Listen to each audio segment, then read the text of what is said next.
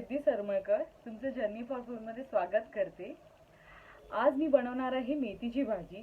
तशी मेथीची भाजी ही साधी सरळ सोपी, पण मी ह्यात थोडासा ट्विस्ट केलाय, तो म्हणजे बोंबील घालून केलेली मेथीची भाजी।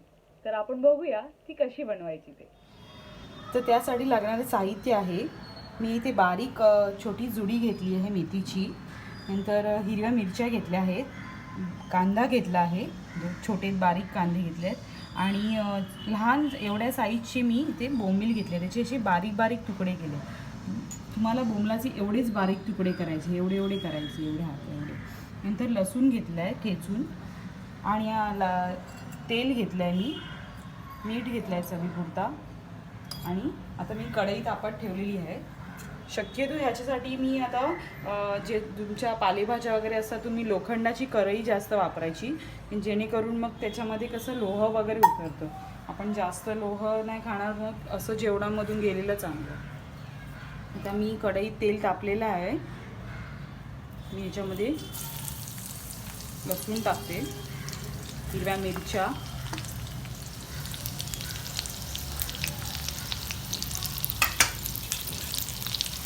लसूणला वास आला, जेवढी तुम्ही ह्याच्यामध्ये लसूण टाकाल तेवढं छान भाजी लागेल चवीला।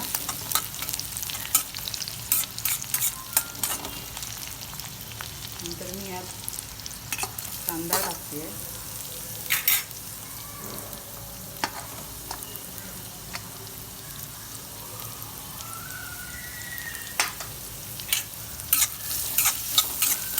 बोंबील चवीला छान लागतं, त्याच्यामुळे आपण कुठली भाजी खातो हेही आपल्याला कळणार नाही। छान ती मेथीची भाजी लहानांपासून मोठ्यांपर्यंत सगळ्यांनाच आवडेल। कांदा चांगला टाकला की आपण त्याच्यामध्ये बोंबील टाकूया।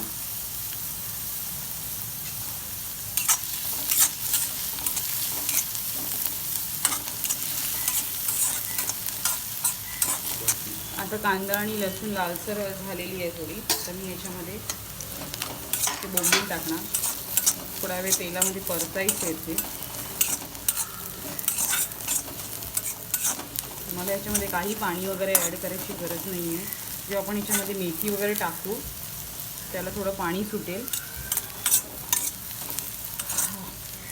छान वास आला आहे बोंबलाचा।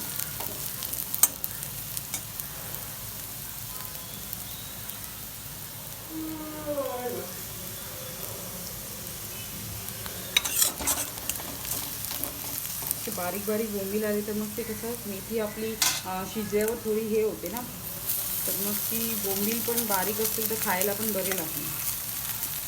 कारण की आपण ह्याच्यामध्ये बोंबील सुके वापरले तर त्याला मीठ थोडं प्रमाणात असतं, त्याच्यामुळे मीठ जरासं सांभाळून वापरायचं। भाजी थोडीशी आटू द्यायची आणि मगच त्यात मीठ वगैरे पेस्ट करून टाकायचं। सध्या मी आता ह्याच्यामध्ये मी बोंबीला भाजीमध्ये मीठ टाकणार नाही आहे, छान आपली भाजी शिजली पाहिजे।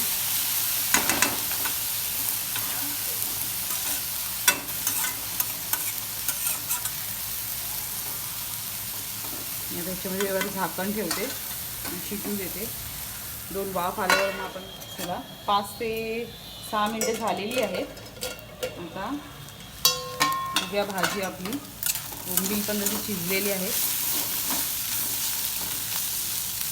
कलर बघाल छान घरामध्ये वास पसरला आहे बघा। आपले बोंबील आता सहज सुटले जातात आहे, तेलातच आपल्याला ते शिजवायचे आहेत।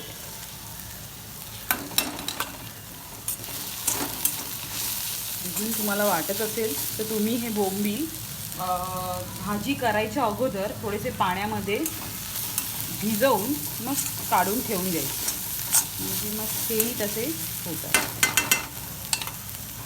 अजून आपण तिला 2-3 मिनटं ठेवूया आणि मग आपली भाजी तयार होईल। आता भाजी झालेलीच आहे, वाफ आली आहे, बोंबील पण चांगले शिजले आहेत। ही भाजी तुम्ही प्रवासात पण घेऊन जाऊ शकता, ट्रेनमध्ये खायला वगैरे. लहान मुलं तर आवडीने खातील.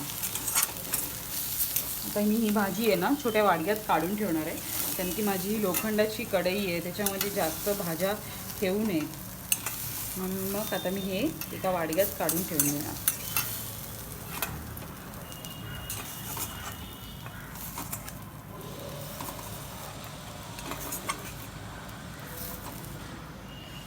अशी छान तुम्ही बघू शकता भाजी एकदम. आता मस्तपैकी हिरव्या भाज्यांचा सीझन आलाय. बघू शकता ह्याच्यामध्ये आता बोंबील आहे छान. मला आता खरंच आता खायची इच्छा झाली आहे. छान शिजली आहेत, मऊसर झालेत एकदम.